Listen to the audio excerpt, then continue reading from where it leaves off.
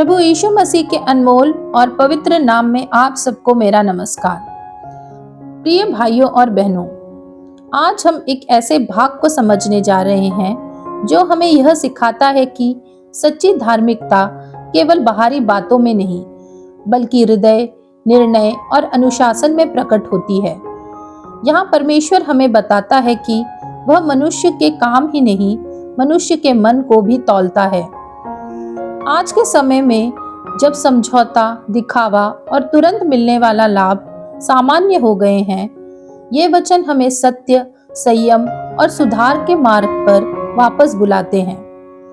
नीति वचन अध्याय 20 के वचन 16 से 30 हमें यह नहीं बताते कि लोग हमें कैसे देखते हैं, बल्कि यह बताते हैं कि परमेश्वर हमें कैसे देखता है। आज का संदेश आसान नहीं है, क्योंकि यह हमारे भीतर की परतों को खोलता है। अगर आप सच में आत्मिक रूप से बढ़ना चाहते हैं, तो यह संदेश आपके लिए है। आइए वचन की गहराई में प्रवेश करें। देखते हैं वचन 16 और 17। किसी अनजान के लिए जमानत देने वाले के वस्त्र ले, और पराये के प्रति जो उत्तरदायी हुआ है, उसे बंधक की वस्तु ले रख। छल कपट से प्राप्त रोटी मनुष्य को मीठी तो लगती है, परंतु बाद में उसका मुंह कंकड़ों से भर जाता है। यहाँ जमानत केवल आर्थिक विषय नहीं है, बल्कि बिना विवेक के लिया गया आत्मिक जोखिम भी है। परमेश्वर उस बुद्धि को पसंद नहीं करता है जो भावनाओं से चले, परमेश्वर की इच्छा पूछे बिना निर्णय ले और दूसरों की जिम्मेदारी अपने ऊपर लेने में जल्दबाजी करे। छल कपट की रोटी यानी झूठी कमाई, मतलब ऐसी सफलता जो सत्य के बिना पाई जाती है। नीति वचन 10:2 कहता है, अधर्म की कमाई लाभ नहीं देती। आज के युग कहता है, जल्दी आगे बढ़ो, शॉर्टकट अपनाओ, लेकिन परमेश्वर कहता है, जो जल्दी मिला है वह हर लाभ परमेश्वर से नहीं होता, या हर मिलने वाला मौका स्वीकार करने योग्य नहीं होता। देखते हैं वचन 18 और 19। सब कल्पनाएं सम्मति ही से स्थिर होती हैं, और युक्ति के साथ युद्ध करना चाहिए। जो लतुराई करता फिरता है, वह भेद प्रकट करता है, इसलिए बकवादी से मेल जोल न रखना। वचन 18 बताता है कि परमेश्वर सामूहिक बुद्धि और सलाह को महत्व देता है। नीति वचन 11:14 कहता है, बहुत से सलाहकारों से उद्धार होता है। यहाँ वचन 19 कहता है कि चुगली करने वाला व्यक्ति आत्मिक रूप से अस्थिर होता है, गुप्त बातों का भार संभाल नहीं सकता और शैतान का इस्तेमाल करने वाला साधन बन जाता है। इसलिए हर बात हर व्यक्ति से साझा न करें और निर्णय से पहले बुद्धिमान आत्मिक लोगों से सलाह लें। देखते हैं वचन 20 और 21। जो अपने माता पिता को कोसता, उसका दिया बुझ जाता और घोर अंधकार हो जाता है। जो भाग पहले उतावली से मिलता है, अंत में उस पर आशीष नहीं होती। माता पिता केवल संबंध नहीं, परमेश्वर की नियुक्ति है। उनका अपमान उस व्यवस्था का अपमान है जिसे परमेश्वर ने ठहराया है।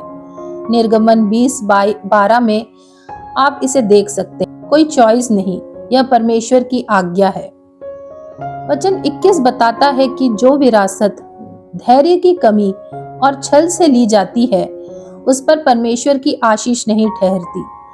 इससे रिश्ते टूट जाते हैं।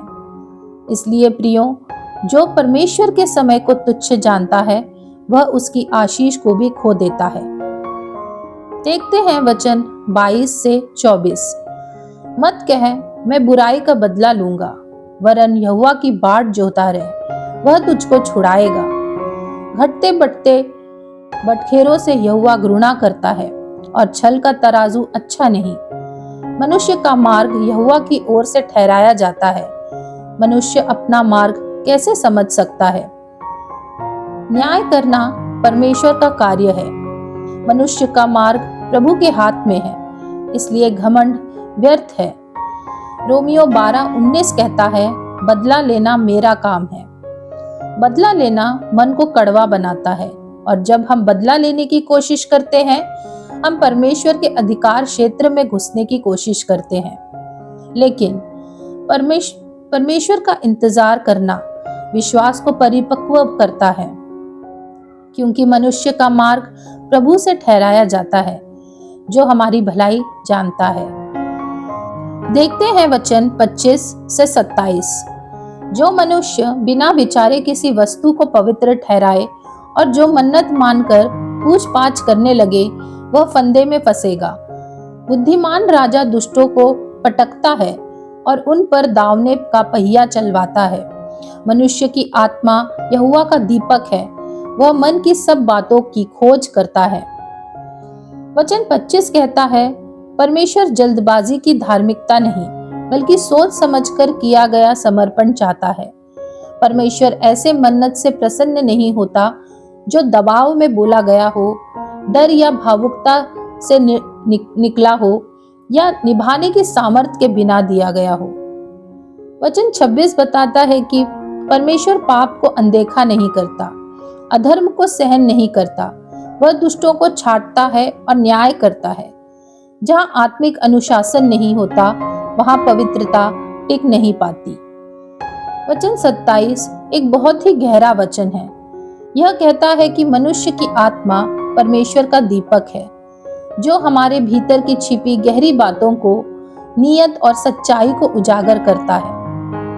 जब मनुष्य बार बार अपनी अंतरात्मा की आवाज को दबाता है, पाप को सही ठहराता है और झूठी धार्मिकता अपनाता है, तो वह दीपक धीरे धीरे मंद पड़ने लगता है। परमेश्वर की सबसे कोमल लेकिन सबसे सच्ची आवाज अक्सर हमारी अपनी आत्मा के भीतर बोलती है। देखते हैं अंतिम भाग वचन 28 से 30। राजा की रक्षा कृपा और सच्चाई के कारण होती है और कृपा करने से उसकी गद्दी संभलती है। जवानों का गौरव उनका बल है, परंतु बूढ़ों की शोभा उनके पक्के बाल हैं। चोट लगने से जो घाव होते हैं वे बुराई दूर करते हैं और मार खाने से हृदय निर्मल हो जाता है।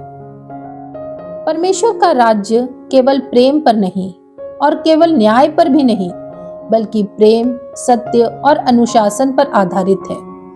अनुशासन दंड नहीं, बल्कि शुद्ध करने का साधन है। इब्रानियों 12:11 कहता है, वर्तमान में हर प्रकार की ताड़ना आनंद की नहीं पर शोक ही की बात दिखाई पड़ती है, तो भी जो उसको सहते सहते पक्के हो गए हैं, बाद में उन्हें चैन के साथ धार्मिकता का प्रतिफल मिलता है। बिना अनुशासन चरित्र नहीं बनता। सुधार अस्थायी पीड़ा है, पर स्थायी लाभ देता है। जिसे परमेश्वर प्रेम करता है, उसे वह सुधारता भी है।